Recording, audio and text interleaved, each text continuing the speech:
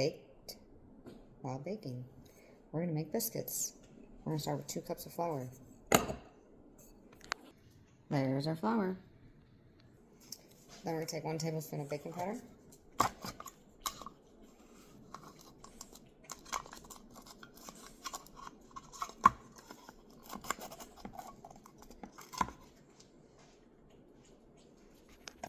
Ta-da, that's in there.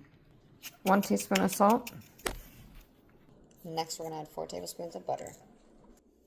Now that your butter's in there, ta-da, butter's in there, we're going to incorporate it all together.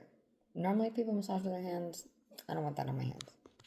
Now that it's somewhat incorporated, we're going to add a cup of milk.